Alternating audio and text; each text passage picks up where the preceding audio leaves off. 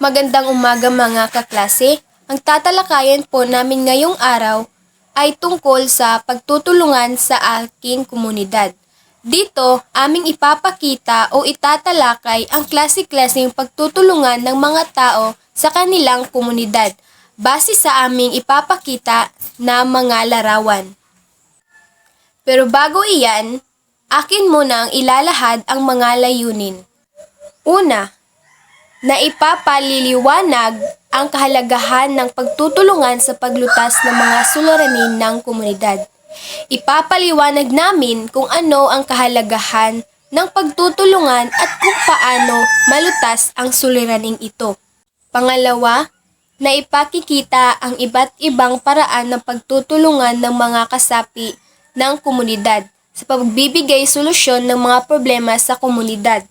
Ipapakita din namin ang iba't ibang paraan ng pagtutulungan ng mga kasapi sa pamamagitan ng pagpapakita ng mga larawan.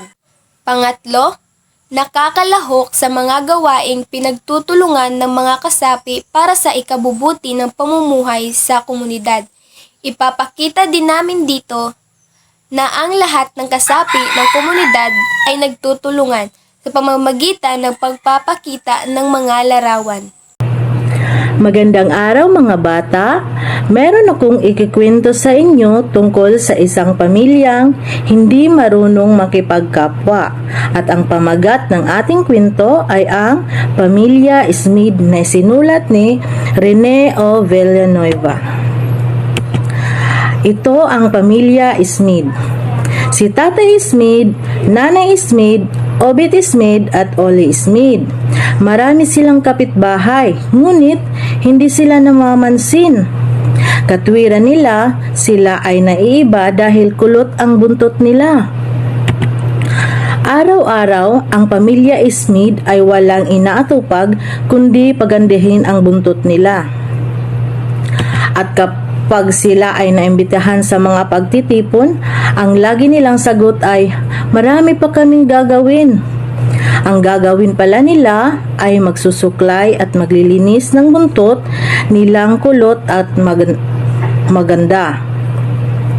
Ang gagawin nila ay magsusuklay at maglilinis ng buntot nilang kulot at maganda o pagandahin nila.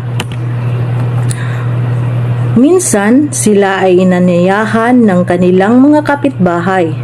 May pag-uusapan silang mahalaga tungkol sa nakawan sa bayan nila. Hindi dumalo ang pamilya Smith. Sila ay abala sa pagpapaganda ng buntot nila. Isang gabi, bilog ang buwan at nahihimbing ang pamilya Smith. Pumasok ang magnanakaw sa kanilang bahay. Hinakot ng mga magnanakaw ang lahat ng gamit ng pamilya Smith. Natabig ng magnanakaw ang florela at nabasag. Nagising ang mga pamilya Smith at natakot. Nagsisigaw sila at humingi ng tulong sa mga kapitbahay. Ngunit nakatakas na ang magnanakaw. Nalungkot ang pamilya Smith. Wala na tayong gamit at pagkain. Igig na pamilya Smith. Kinabukasan, ang pamilya Smith ay dinalhan ng damit at pagkain ng kanilang mga kapitbahay. Simula noon ay nagbago na ang pamilya Smith. Yan ang pamilya Smith.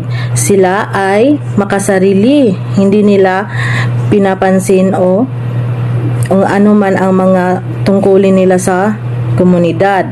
At dahil sa sitwasyon ng pagnanakaw, ay nag-iba ang kanilang ugali. Sila ay marunong ng makipagkapwa at matulungin na sila sa kanilang komunidad. So, hi guys! I'm James Kurt Maiden Mamintas Porlahe from BEd 2E. So, ating tatalakayan ngayon is tungkol sa community service. So, ngayon, may papakita ko mga larawan sa inyo. Ito. So, as you can see, dito is may nabahaan. So, tungkol to sa tulong-tulong. So, ngayon, paano natin maiwasan ang ganitong kalamidad? So, una, laging handa tayo sa mga gagawin kung ano yung mga dapat uunahin. So, ganun talaga. Kailangan din natin lumikas kung malakas na yung bagyo.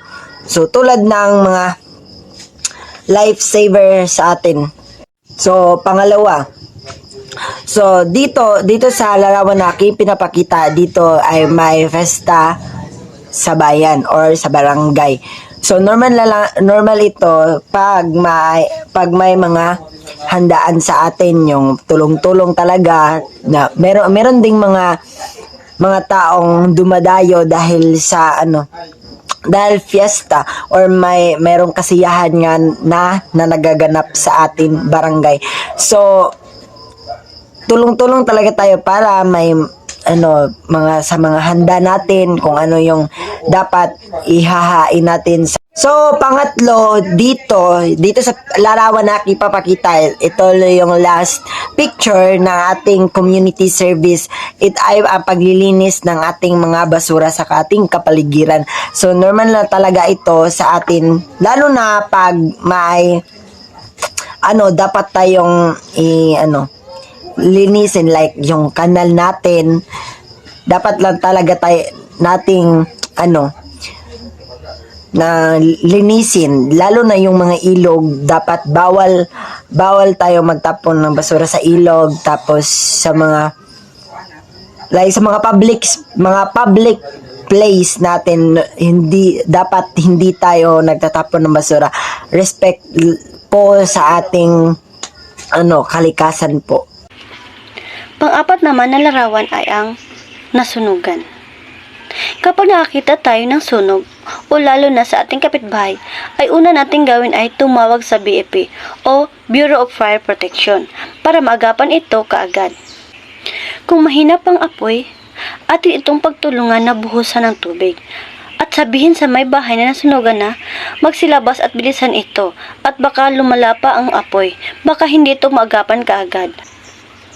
Tulungan ang mga nasunugan sa pamagitan ng pagbibigay ng mga damit, pagkain at iba pang mga pangailangan nila.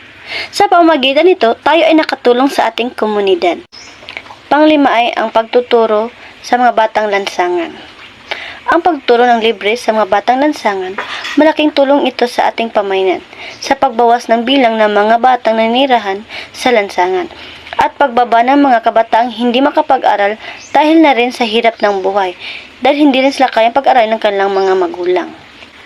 Mabibigyan natin ng pagkakataon ang kabataan na maipakita ang kanilang mga talento o kalaman, at nang mas mahasa at mapalawak ito sa pamamagitan ng pag-implementa ng libreng pagtuturo sa mga batang nasa kalsada na palaboy-laboy lamang ito.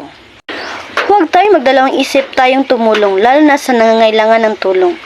Maraming paraan para makatulong tayo sa ating kapwa mamamayan. May kasabihan nga tayo, kung gusto, may paraan. Kung ayaw, maraming dahilan. Importante ang pagtutulungan sa bawat isa, dahil ito ay nagpapakita ng pagdadamayan at pagtutulungan nating mga Pilipino na namana pa nating ugali mula sa ating mga nakakatanda. Mahalaga na tayo ay tumulong sa iba para maipadama natin ang ating pagmamahal sa kanila.